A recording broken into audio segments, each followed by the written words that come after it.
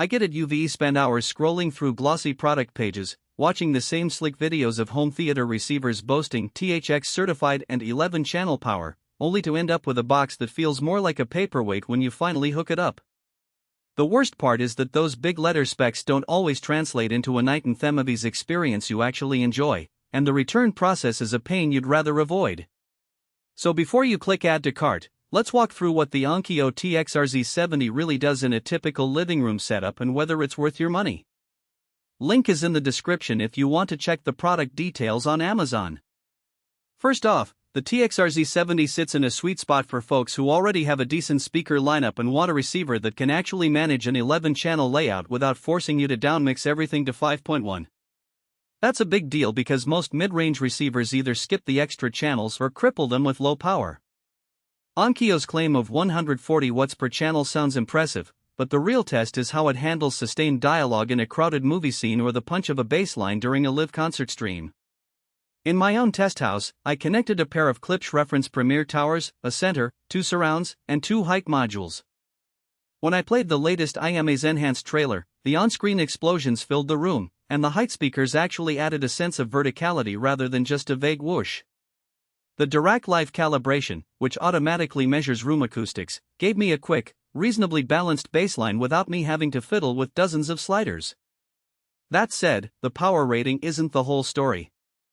The 140-watt figure is peak per channel, not a continuous rating, and Onkyo's Class D amp can get warm if you push all 11 channels at high volume for a long stretch.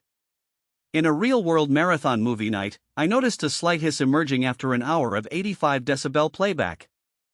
It didn't ruin the picture, but it's something to consider if you regularly crank up the volume for sports or action films. For a typical living room where you sit about 10 feet from the screen, the receiver hits a comfortable sweet spot at 70 to 75 decibels, delivering clean, dynamic sound without that hiss. One of the most tangible strengths of this unit is the built-in streaming stack. It supports the usual suspects Spotify, Tidal, Apple Music plus a few niche services like Qobuz.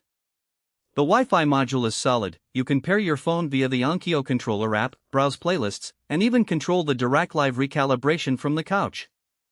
I found the app surprisingly responsive, and it kept the receiver's firmware up to date automatically, which is a relief because older Onkyo models were notorious for getting stuck on outdated software that limited network functionality.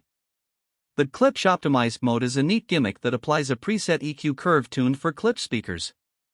If you own that brand, it's a quick way to get a pleasing sound without diving into custom EQ. Now let's talk about the practical downsides. The front panel layout feels a bit dated compared to newer receivers that have full-color touchscreens.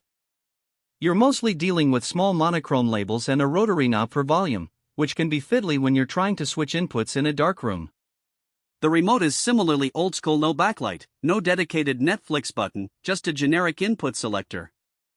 That's fine if you're comfortable using the app, but it adds a small friction point for people who want a plug-and-play experience. Another hidden trade-off is the HDMI handling. The TXRZ70 has 8 HDMI inputs and 1 output, which is enough for most setups, but it only supports HDMI 2.0b. If you plan to connect next-gen consoles or a 4K HDR TV that expects HDMI 2.1 features like 120Hz gaming mode or eARC, you'll be limited to 60Hz video and standard eARC bandwidth. For most movie watchers that won't matter, but the gaming crowd should be aware. Also, the unit doesn't have a dedicated auto lip sync option, so you might need to fine-tune audio delay manually if you notice lip sync issues with certain sources. So, who should actually buy this thing? If you already have a full 7 or 11 speaker home theater system and you want a receiver that can drive those speakers with decent power, offers THX certification for a baseline of sound quality, and gives you a decent suite of streaming options, the TXRZ70 is a compelling choice, especially at its renewed price point. The Dirac Live calibration is a standout for people who aren't acoustic engineers but still want a room-adjusted soundstage. It's also a good fit for audiophiles who appreciate the Klipsch Optimized mode and are looking for a device that can handle both movies and high-resolution music without needing a separate preamp. Conversely, if you're building a brand new system from scratch, you might be better off looking at a newer model that offers HDMI 2.1, a more modern UI, and perhaps higher continuous power per channel. If you're a casual TV watcher who never uses more than 5 speakers, the extra channels